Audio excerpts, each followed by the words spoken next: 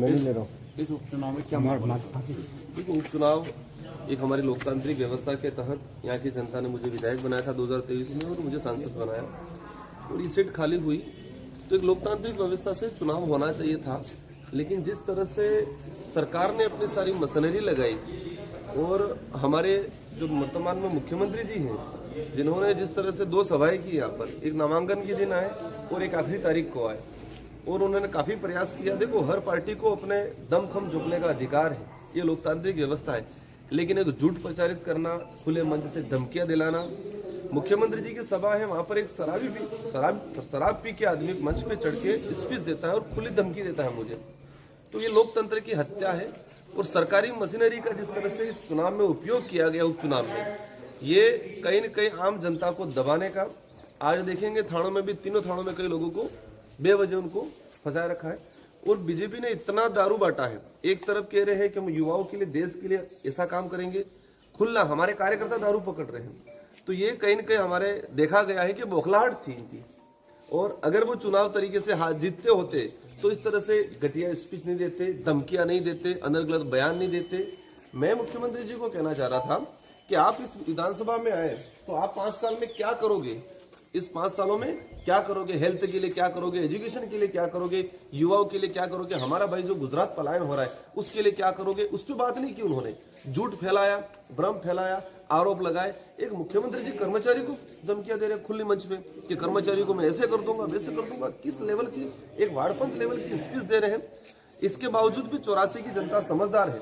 ये गोविंद गुरु महाराज की धरती रही है, संत सुरमाल महाराज की धरती रही है।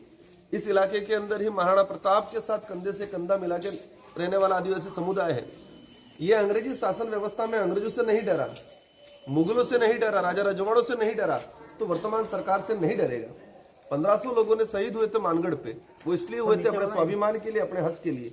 आज जिस तरह से दबाने का, डराने का, लोभ लालच करने का जो सरकार ने काम किया है, लेकिन हमें उम्मीद है 100% यहाँ पर भारत आदिवासी पार्टी भारी बहुमत से जिताएगी, क्योंकि यहाँ की जनता जागरूक है, लालच में नहीं आएगी, नहीं गुमराह होने वाली है और एक तरफा जीत होने वाली है। शराब की बात कही आपने, शराब बांटी जा रही है, इसमें भी प्रशासन से मदद नहीं मिली, इलेक्शन कमीशन से मदद नहीं मिली या प्रशासन? हम लोगों ने सिविल ऐप पे भी डलवाया, प्रशासन को, पुलिस कल गंदवा में हुआ है, हमारे कार्यकर्ताओं ने रोक के उसको, प्रशासन को फोन कर रहे, प्रशासन आने के लिए तैयार नहीं है। हमारे कार्यकर्ता जा रहे हैं, जो फील्ड में घूम रही है पुलिस की गाड़ियां, उनको पकड़ के फिर लाके जबरदस्ती पकड़वा रहे कि ये दारू है, ये पकड़ो इसको। कई जगह ऐसा हुआ आज रात के अंदर कि दबा के उन्होंने दारू बांटा है। प्रशासन पूरा मुख दर्शक बन के रहा था। ये कह सकते हैं प्रशासन सिर्फ बीजेपी का पट्टा नहीं पहना, इतना नहीं किया, बाकी प्रशासन ने सारा का सारा इंटरनली भाजपा के लिए काम किया है। लेकिन फिर भी जनता जनार्दन है, जनता के सामने मुगल नहीं चले, राजा रजवाड़े नहीं चले, अंग्रेज नहीं चले, तो वर्तमान की तानाशाही सरकार के सामने नहीं चलेंगे। एक तरफा भारी बहुमत से जीत दर्ज करेंगे। आप इस सभी चैनल वालों को आप पता करना, थानों में कई लोगों को बंद कर रखा है बिना वजह के, हमारे कई बूथ एजेंट थे उनको लाके बंद कर रखा है बिना वजह के, सरपंच प्रतिनिधियों को बंद कर रखा है बिना वजह के। मतलब वजह क्या है कोई पता नहीं, बस जो बीजेपी का कार्यकर्ता है उसको परेशान करने का काम किया है। जिन्होंने उनकी दारू जो सप्लाई हो रही थी उसमें रुकावट लाया, उसको परेशान करने का काम किया है। आज आप देख सकते हो कितनी दारू बटी है। मैं आज पॉइंट बता दूं, आज आप साथ में चलो, 10 से 15 पॉइंट ऐसे जहां पर दारू पड़ी है बीजेपी की, प्रशासन को अवगत करा रहे, हम फोटो भेज रहे हैं, लेकिन कार्रवाई नहीं कर रहा है। ये लोकतंत्र की हत्या। हमें फर्क नहीं पड़ना, हमारी 84 की जनता समझदार है, शानदार बहुमत से जिता देगी, लेकिन ये हमारे देश के आने वाले भविष्य के लिए घातक है। इस देश में तानाशाही रवैया जो चला रहे हैं वो आने वाले भविष्य के लिए घातक होगा, हमारे लोकतंत्र के लिए घातक होगा।